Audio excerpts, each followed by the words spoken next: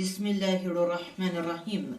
Me emrin e Allahut, të gjithë mëshirshmit, mëshirëplotit. Përshëndetje të dashur shikues dhe dëgjues të nderuar të radio televizionit online Drita e Kuranit. Falënderimet dhe lavdërimet tona dedikojmë Allahut të madhëruar, atij i cili është një dhe i vetëm. As ka lindur kënd, as nuk është i lindur prej kujt, dhe askush në gjithësi nuk është i barabartë me Allahun. Paqja, bekimet dhe mëshira e Allahut qoftë mbi mëshirën e botëve, mbi profetin Muhammed, mbi familjen e tij të pastër, mbi shokët e tij të sqedhur dhe mbi të gjithë pasuesit të rrugës së tij deri ditën e fundit. Paqja, bekimet dhe mëshira e Allahut qoftë mbi të gjithë të dërguarit e tij që qoftë i lavdëruar. Shikues dhe dëgjues të nderuar, ju përshëndes në përshëndetjen e bukur të Islamit, përshëndetjen e banorëve të xhenetit. Assalamu alaikum wa rahmatullahi wa barakatuhu. Paqja, begatia dhe mëshira e Allahut qoftë mbi ju. Do të sjell sot temën durimi është burimi i shpërblimit të madh. Durimi është vërtet një virtyt me të cilin vetëm pak nga ne janë të bekuar. Durimi ose sabër, siç e përdorim shpesh herë, do të thotë parandalim, kufizim ose mposhtje, pra të mposhtësh shpirtin e panikut, të zemërimit ose të lakmis, të kufizosh ankesat e gjuhës, të parandalosh trupin që të mos bëjë mëkate. Sigurisht, është e vështirë ta përballosh fatkeqësinë me zemër të zakonshme, qoftë ajo humbje jete, pasurie ose shëndeti. Megjithatë, ne duhet të përpiqemi të kujtojmë se asgjë dhe asnjë nga ne nuk do të kalojë në këtë jetë dhe duhet të përpiqemi të kujtojmë se asnjë nga ne nuk do ta kalojë këtë jetë pa shqetësime dhe pa vështirësi, sepse Allahu i Madhëruar thotë në Kur'an, Bismillahirrahmanirrahim. Sigurisht, ne kemi krijuar njeriun për të luftuar në vështirësi. Lexojmë në surën Beled në ajetin 4. Të armatosur me këtë dije, pastaj bëhet më e lehtë për rob të vërtet të Allahut që të bëjnë durim përballë vështirësish. Durimi kërkon gjithashtu të qëndrosh brenda kufive të asaj që ka caktuar Allahu i Madhëruar dhe të largohesh haramit. Shpërblimet nga Allahu janë për ata që e kanë ose që e fitojnë këtë tipar të rrallë. Allahu i Madhëruar ka premtuar në Kur'an duke thënë se vërtet atyre që janë durimtar do t'u jepet shpërblimi pa mas. Lexojmë në surën Zumer në ajetin 10. Megjithatë, ta fitosh dhe ta ushtrosh durimin nuk është punë e lehtë. Me që njeriu është i prirur për të ndjekur dëshirat e tij, duhet durim t'i bindesh Allahut dhe të mos i bindesh vetës. Nga vetë natyra jonë ne jemi krijesa që kërkojmë rehati dhe lehtësi.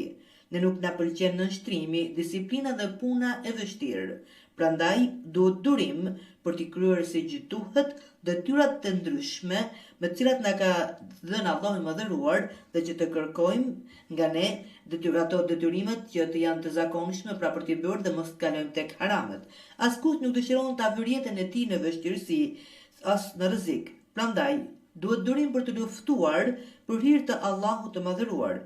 Kur netët janë të ftohta, na vjen mirë të rrimë në shtratin ton dhe të mos ngrihemi për të falur namazin, pasi aty ne jemi të rehatshëm ose e kemi të vështirë të ngrihemi për të falur, por na duhet durim që ditë pas dite ta bëjmë namazin ton pjesë të jetës sonë të përditshme.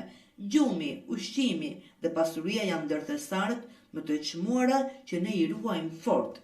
Por Allahu i Madhëruar dhe për këtë na ka thënë që të japim zakat, pra na ka bërë detyrë zakatin.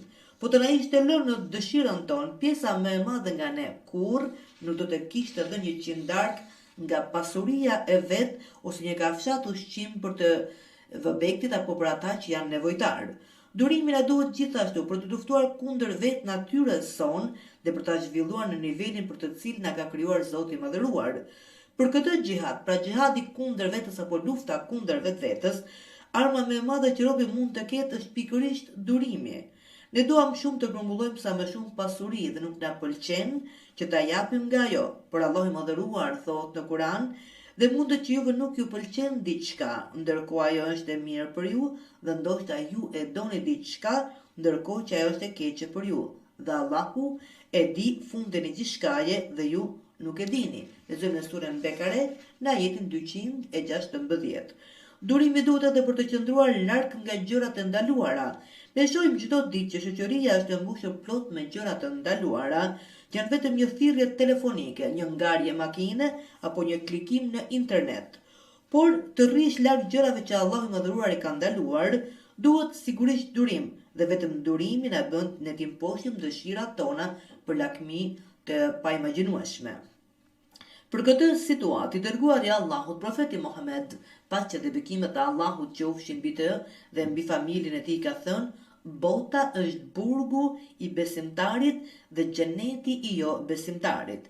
Ja përse ne duhet të jemi midis muslimanëve, të tjerë te shumica ka vërtet fuqi, por të përpiqemi të jetojmë vetëm midis jo besimtarëve, të cilët e han haramin lirshëm, durimi ynë do të provohet ashpër dhe do të jetë shumë e vështirë për të ruajtur nga djalli i mallkuar. Allahu i Madhëruar na urdhëron në Kur'an duke thënë: "Jit durimtar me ata që i lutën Zotit të tyre mëngjes dhe mbrëmje, duke kërkuar kënaqësinë e tij." Surja Kehf, ajeti 28. Ne na kërkohet gjithashtu të përballojmë fatkeqësitë me durim dhe me vetëpërmbajtje.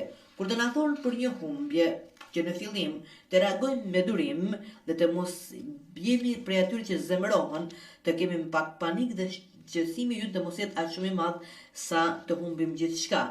Ka shumë rëndësi të tregosh që në fillim i duruar për një fatkeqësi, kjo sepse profeti Muhammed, paqja dhe bekimet e Allahut qofshin mbi të dhe mbi familjen e tij, ka këshilluar për këtë kur ka thënë: vërtet, durimi duhet që në fillim, kur të bie fatkeqësia.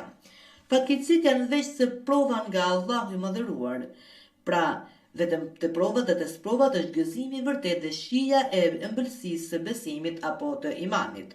Përballimi i vështirësive mund të jetë gjithashtu burimi i shpërblimit të madh dhe mjet për shlyerjen e mëkateve.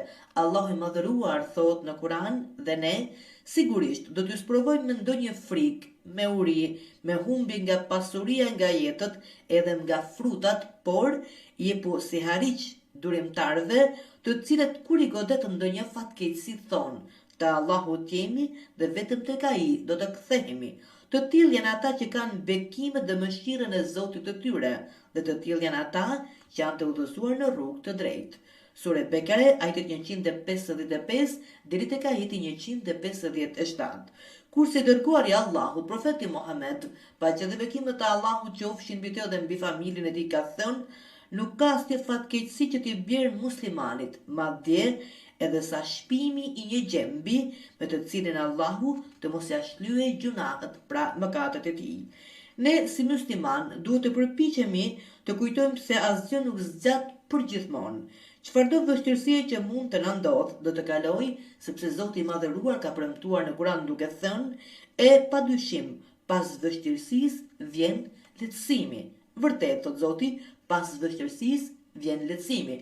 Lexojmë në surën Shahr, ajetet 5 dhe 6.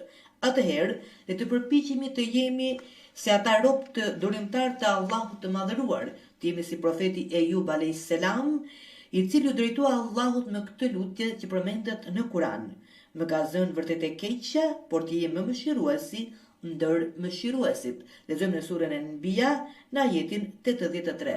Dhe si përgjigje Allahu i Madhëruar premton dhe thot: ata do të kenë falje të mëkateve dhe shpërblim të madh. Sura Hud, ajeti 11. Zoti i Madhëruar na bëft prej durimtarëve dhe këtu kemi përfunduar temën për ditën e sotme. Shpresoj vërtet të jemi nga ata të cilët marrin një informacion se si të përballojnë vështirësitë me të cilën na përballon jeta ditë pas dite në këtë botë, por dhe të dimë të menaxhojmë vështirësitë që na bien pra sprovat tona. Duke ju lënë në shoqëri në programeve të tjera të radio televizionit online drita e Kuranit, unë ju përshëndes me përshëndetjen e bukur të Islamit. Assalamu alaikum wa rahmatullahi wa barakatuhu. Paqja, begatia dhe mëshira e Allahut qoftë mbi ju.